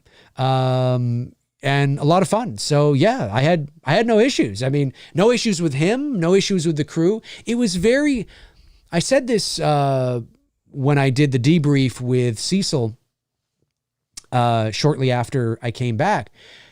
The experience working on Dylan's New Nightmare reminded me of the experience working on Billy, where it felt like a family. You know, you make new friends. It was well organized. You know, yeah, it was a well-oiled ship. There were now the only major issue, of course, is my tooth thing. I'm now there are probably some people in the chat that are like, "What? Your tooth thing? What was that?" You'll have to go back and watch that debrief. But I had a tooth issue, but obviously I got that fixed when I came back. But that was the only like kind of hiccup. Do you know what I mean? But it was only a hiccup for like a half an hour. It didn't ruin the day. We still got everything we needed done. And I'm just as excited to see it as you are. I mean, again, I'm not a producer on the project, so I'm not neck deep in the post-production. I'm not neck deep in the marketing. I really don't know. I mean, I'm just an actor on it, right? Now, thankfully, they keep me in the loop on the regular, which is nice. So I'm just as excited to see it as you. Hopefully you guys will like it. And if you do like it and it gets well received and it gets a lot of views and there's a demand for it, then there's plans to continue the story. So hopefully we'll be able to do that. But it was a great experience. It was a great experience working with Nora and being in the makeup chair and getting it, you know, put on my face. And it was like 4 hours in the chair. But it was great. It was great. And again, that doesn't mean everybody's going to like what I did, or it doesn't mean that. But I know that everybody on set was very pleased. And that was nice. That was nice to hear. And, but keep in mind, it's a short film, right? It's not like it's a feature length film and I'm going to be on screen every second. I mean, it's a short film. I am on screen. You will see me on screen. I do have lines, obviously. You know, but it's a short film, right? It's like a pilot episode, right? So, you know, I say that not to discourage, but I say that because I want, you know, people need to understand the structure of what Dylan's New Nightmare is. And, you know, when you're indie filmmakers and you want to deliver on professional quality, like you've heard me say 1,000 times, sometimes it's easier to do it in stages, you know, which is what we've done with Billy, right? You know, yeah, I mean, if we were backed by a studio, you would have already seen Billy 2. Well, we wouldn't have called it Billy 2. It just would have been one movie. You know what I mean? But yeah, but I'm proud of everybody. I'm proud of the cast, the crew, and everybody. And it was a real honor. It was a real honor to play Freddy Krueger, in that capacity, because outside of Robert Englund, there's nobody that I know of that has played Freddy more officially than I just did without it actually being official, right? And what I mean by that is there I am on set, real indie short horror movie, opposite Miko Hughes, an Elm Street alum. I'm having Nora Hewitt do the makeup like they did with Robert back in the day. It's not a mask. It's, you know, foam latex, 7 pieces on. I'm in the makeup chair for 5 hours, getting it all done. You can't get any more official than that without actually being official. So it was a real honor. If that's the only time I do it, it was a real honor. But it was a lot of fun. And yeah, I mean, if anybody ever wanted me to play him officially, if they like my, you know, what I did, and they ever wanted me to play him officially, I'll do it. I'll totally do it. 100%. I'll be so, no, I don't think so. No, I don't think so. No, I absolutely would take that Zoom call. I think it would be a lot of fun. But again, it's not about doing a Robert Englund impression. I don't go out there trying to be Robert, because then you're going to be always thinking about, no, you take the essence of the character, and that's what you do. And I did that right from the body language to everything. I think you will see that. I mean, I don't know how much is going to get left on the cutting room floor, or if everything's going to be in there, I don't know. But I think you will see that. And of course, it's brought to life by the amazing effects. I mean, you saw the promotional images that were released, right? I mean, you know, when you look like that, that's half the battle right there, right? That's half the battle right there. So, Yeah, it was a lot of fun. And Miko was an absolute professional, and I hope to work with him again. Let me see. Scrolling. $5 super chat comes in from Happy Sanjo. Thank you, Happy Sanjo, for sending $5 in. It says, I want to see more of Billy. Hope you don't let the critique you showed him too much mean we see nothing of him this time. No. That critique doesn't. I understand. So when people watched It's Me, Billy, and they said, like the movie, or maybe they said they didn't like the movie because of this, but when people say that they thought we showed too much of Billy, I can intellectualize what they're saying. I understand what they're saying, but I don't agree with it. So because I don't agree with it, it hasn't influenced Bruce and I in any way, shape, or form going forward. And what I mean by I don't agree with it is because we felt that we did a really good job at showing you, I'm putting that in quotes, showing you more of Billy without showing you Billy. And the reason why we made the creative decision to show you Billy's body, right, to show you him from afar, is because we were making a direct sequel to the original film. We weren't making our own version of that movie. We were making a sequel. So we sat there and thought, well, we understood that part of what makes Billy so effective and part of what makes him work is that you don't see him. He is that faceless killer. It's the anonymity, it's the ambiguity, it's that mystique, right? Very Michael Myers-ish to a degree. Not the same thing, but in the ballpark. But we thought, well, here we are, we're pushing the narrative forward. So we could do that. We could just have him do this. We could do the same thing over again. But does that serve our story? And we thought, well, here we are 50 years later. What kind of person is Billy now? Right? That's what we're, as directors, as writers, that's our mindset. What kind of person is Billy? Where is he now 50 years later? And we thought, you know what? We don't think he would have gotten any help.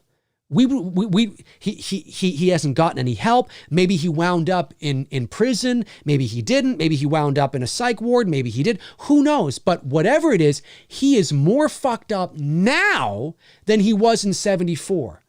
Well, how do we show that? Well, we show that through phone calls, but he was pretty fucked up in those, phone calls originally too. But we want to show you his the way he looks with the long hair. Right. And the tattered clothes and the way and his body language and how so we're showing you that cognitive mental decay through seeing Billy in dimly lit light in a rocking chair. So you're seeing his body, you're seeing the physical body, but you're not seeing him because, as I've said, we could have then cut in and showed his face. When he's playing with that doll, we could have said, okay, now we cut in and we show his face and we'll show him going, nah, nah, nah. Well, we didn't do that. Why? Because you're not supposed to see his face, right? We don't want to show you what he looks like. We just kind of want to show you from a distance. Ooh, that's eerie. When he's dragging Sam down the hall, ooh, the hair is all in his face. And you know what I mean? We're progressing the character forward, but still preserving the integrity of the mystique of the character as best you can in a sequel situation. Now, that doesn't mean that somebody would do the opposite and make a sequel like we did and still keep him a faceless thing. Okay, that's fine. But we decided to do what we did. And so, yes, I will say that you do see, I don't want to say too much. We will continue that trajectory, but I will tell you, and this isn't a spoiler, because this is just true, you will never see his face. You will never see Billy's face. Oh, sure, you'll get, your eye and all that kind of shit, but you're never going to see his face. Ever. By the end of It's Me, Billy Chapter 2, you will never have seen his face. So I will say that. But yeah, no. I can intellectualize it. I understand it. I respect it. I respect those that go, oh, I don't know if I would have done that. But we made that choice to show it from a different perspective. Like in the original, he's spazzing out in the attic and we're watching him spaz out in the attic through his POV, right? And in our movie, we have him spaz out we have him spaz out in the attic, but we're watching it objectively, right? You're getting to see that from a perspective you've never seen before. So I think we did, personally, I understand I'm a bit biased, but I think we did a really good job at walking that line, personally. And leaning heavily more into the, obviously not seeing him at all, right? There's a lot of POV shots in our film too. And when he's on top of Justine, you don't see his face, you just see his eye, right? Thank you, Happy. Really appreciate that. Really appreciate that. Let's see here. Ooh, an hour and 45. Let's go we'll go another 15 minutes or so. Take this thing to 2 hours. Why the hell not? Super chat comes in from Josh McKenna. Thank you, Josh. Sends in $4.99. Says, if your dad got the chance to meet Elvis, what would the conversation be like? What would your dad ask him? Do you have a favorite Elvis song? Ooh, thanks, Josh. Appreciate the $4.99. Yeah, so for those of you that don't know, my dad was going to meet Elvis Presley in the fall of 1977, but unfortunately he died. Elvis died on August the 16th, 77. I don't know what my dad would have asked. I have no idea. He probably I could see my dad would have wanted to get to, sure, talk about this song. My dad would have wanted to get to the Elvis you didn't know. My dad would have wanted to get to the Elvis you did not know. He would have wanted to go beyond, the glitz and the glam and the Vegas and the jumpsuits and the star and all that. He's one of the, he's still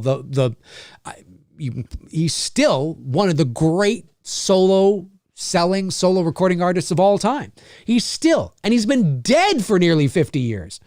He's one of the great pop cultural icons of the 20th century. And so, but my dad, especially at that time, at the height, I don't know what specifically he would have asked, but he would have wanted to write like a feature article, on the Elvis you didn't know, for sure. And my favorite Elvis song, there's a lot. All Shook Up, Baby I Don't Care, his latest Flame. Oh, that's such a good one. In the Ghetto is great, of course. Suspicious Minds, those are classics. But Big Boss Man is great. Jailhouse Rock, of course. That's a bit cliche, but it is great. There's so many good ones. Don't Be Cruel, Teddy Bear. Yeah. What's the one? I got a woman as mean as she can be. Sometimes I think she's on. Whatever that one is. I forget the name of that one. Maybe it is just whatever that one is. That's a good one. There's a lot. They're great, man. I don't have a favorite Elvis song. They're all great. But I will say my dad's favorite Elvis song was his latest Flame. I think is it called His Latest Flame? His Latest Flame. Marie's the Name, His Latest Flame. Yeah. Marie's the Name, His Latest Flame, released 1957. That's great. And his first one he ever did. That's all right, mama, that's all right. That's the song that put him onto the map in 1954-5, where, everybody thought he was black, right? You know what I mean? That's a great song.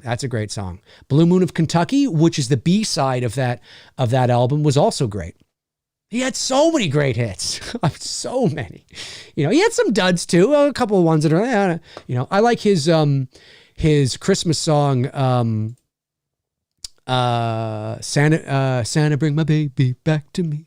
Santa bring my baby. I don't need a lot of presents to make my Christmas. That's a great one too. Love that one. Yep. Love it. Thank you for the super chat, Josh. I really appreciate that. Thank you. Scared Straight Production says, what did you do to get into the character of Billy? Loads of chocolate milk? Joking, huh? Also, did you record your lines on the Shure or other mic?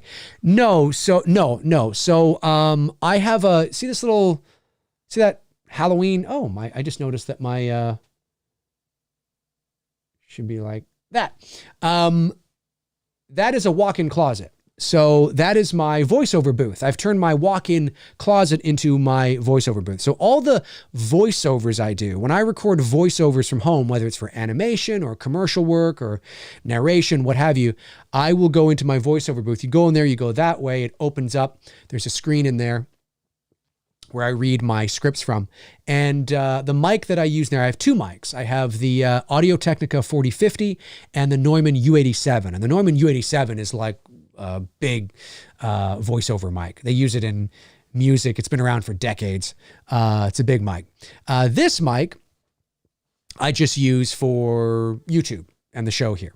So I recorded the Billy dialogue, if you will, on the Audio-Technica 4050 is what I recorded it on. And to get into character, I listened to some of his diatribe, some of his sort of the speech patterns and things like that. And if you watch Black Christmas and you listen to what he's saying, it can appear that it's nonsensical, and most of it is, but there is a story. There is coherent things that make sense, that give you clues into who he is as a person and his backstory. That was very strategic from Bob Clark, and we wanted to do that as well. Now, we didn't do it as much, but there are some things that Billy says in our film that is totally related to the original film. Like if you remember when obviously there's a high-pitched one where he's impersonating, Agnes, and he's like, you should have killed the baby. You should have killed the baby, or whatever. I think I said that, right? Or why didn't you kill the baby, or something. It was something like that. And then, of course, you hear, it's all me, of course, but you hear Billy when the girls are around the phone. You hear, I should have killed the baby. I should have killed the baby. And what baby is he talking about? Well, he's talking about the baby that Jess was pregnant with, right? In the original film, right? So when you listen to, like, amongst the nonsensical stuff, there's little clues in there that you have to sort of put in there that gives you insight into sort of, certain things about his character and how he feels 50 years later and all that kind of stuff. But I didn't really do anything to get into character, I would say. I've been doing this a long time now, and I just needed to sort of just kind of brush up on sort of the tones, the pitches, how he's, where he's feeling. I know there are some people that have said that in our film, they thought maybe I overlapped my voice too much. He does it in the original too. He does it in the original, so much so that one of the characters, I think it might have been Claire, or maybe it was Margot, said like, geez, that's all one person. It sounds, because there's a couple of moments where he overlaps. And I think that's the genius of it, right? That's the trick, right? Obviously, you can't do that, but it's like, wow, that's like Billy, even though he doesn't have a supernatural element like Michael Myers does, there's moments where there's a little something there. It's just like a grain of sand. There's a little something there, which is interesting. But yeah, I just did that and then went in and I just hit record and recycled through a bunch of things for the two different phone calls. Obviously the second phone call needed to be a little more intense towards the end. The first phone call is, kind of just, I'm going through a bunch of shit, being spooky and stuff. And obviously Sam is like, she's just listening, like, what the fuck is this? Like, what is this? You know what I mean? She's not scared, but she is a little creeped out, but she does get scared the second phone call because you can see it in her face. Who is this?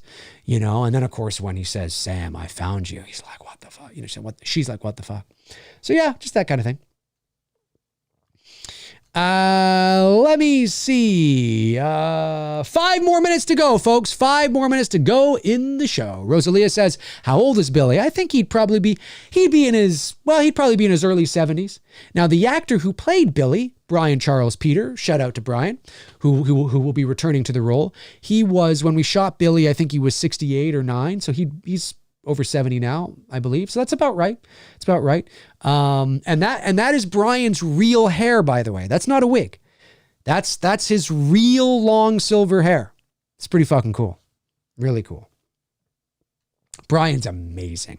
It's amazing how these killers are always really nice people. Brian is a sweetheart, an absolute sweetheart.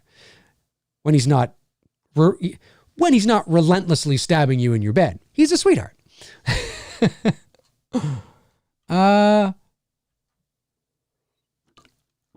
Okay, I think I got all the super chats right. I haven't missed a super chat before we skedaddle here. I think I've got them all, if I'm not mistaken. Let me see here.